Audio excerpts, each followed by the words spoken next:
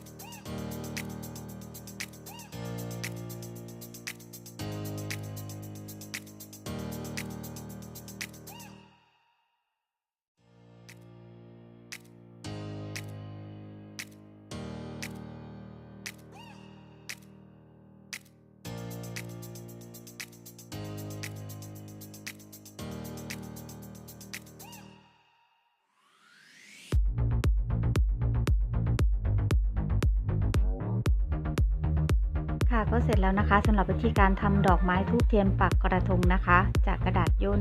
สวยงามทำง่ายมากๆค่ะค่ะสำหรับคลิปนี้ก็ฝากเพื่อนๆช่วยกดไลค์กดติดตามและกดแชร์เพื่อเป็นกำลังใจให้กับปาด้วยนะคะไว้เจอกันใหม่คลิปหน้าค่ะสวัสดีค่ะ